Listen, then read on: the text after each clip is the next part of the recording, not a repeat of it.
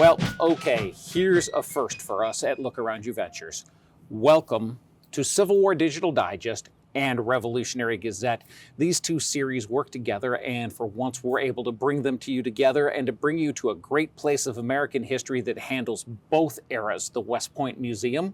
We are welcomed today by David Reel, the executive director here. Thank you for hosting us. Oh, you're welcome. Well, thank you for coming. We're glad you could be here.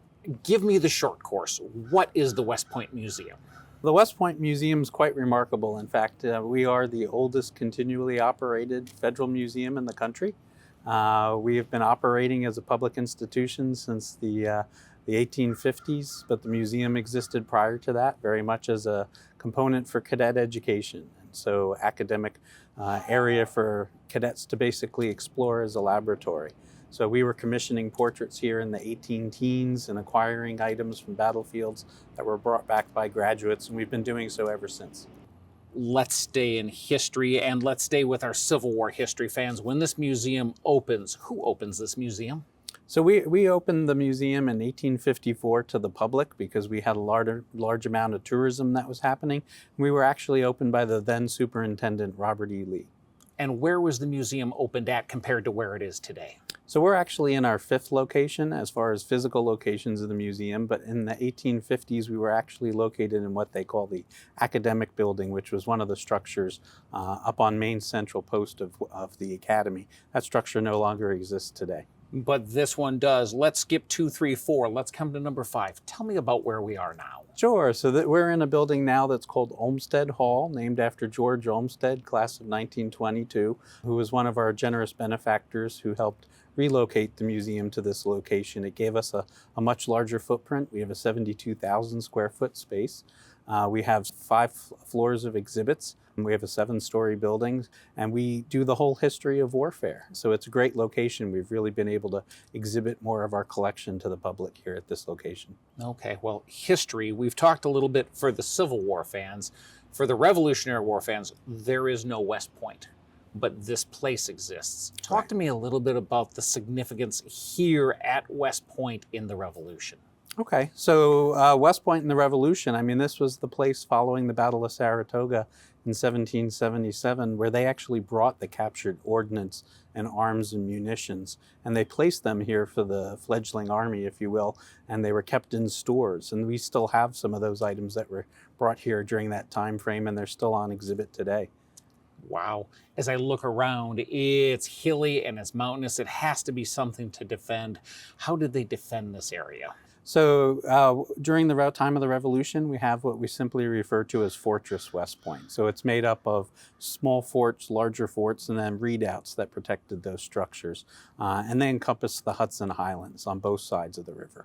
And that basically protected this as the geographic location where you have the dogleg in the river where ships would have to tack in order to make that turn and head northward up towards Albany. Fantastic. As they have to tack, they're going to slow down, so they're under your guns for a longer period of time. Exactly, right. A devastating fire that would be brought on them from both sides of the river. Well, not a place I'd want to be if I were on the other side there. Let's come here today. I am here. What do I find inside as a guest? You'll find multiple floors of exhibits that are open to the public. We have everything from George Washington's pistols to items of famous graduates such as Ulysses Grant, George Custer, John J. Pershing, Dwight D. Eisenhower, all the way up to our modern day. Fantastic. And are we as the public your main focus?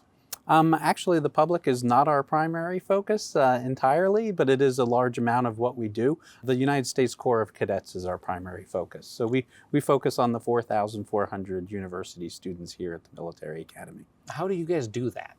We do a program that we call Material Culture, which is where we actually take artifacts into the academic classroom, and we work with the staff and faculty at the Military Academy to make sure that the material we're bringing up is instructional as far as their course curriculum.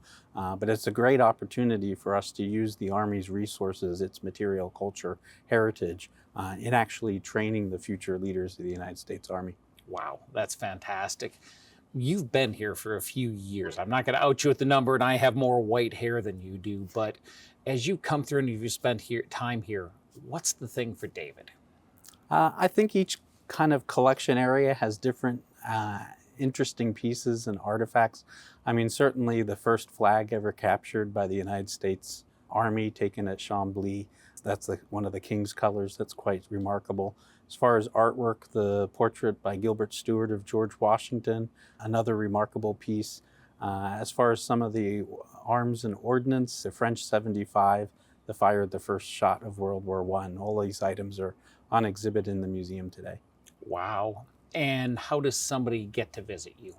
So we're free admission. We're open 6 days a week, Tuesday through Sunday from 9:30 to 4:15. There's no requirement for a security check, and the museum has parking available right in front of the building. We would always recommend that folks take the opportunity to check our Facebook site or our website to check for updates, because there are occasions where we've got the Corps cadets utilizing the assets of the museum, and the museum's not accessible to the public.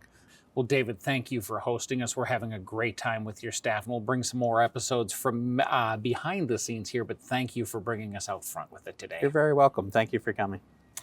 Thank you for being with both Civil War Digital Digest and Revolutionary Gazette. This place is beautiful, both the outside and the inside. If your travels bring you to New York, this is a great place to find connection to American history, to Revolutionary War, to Civil War, from before we became a country until today. There's stuff for you to see. Come check it out.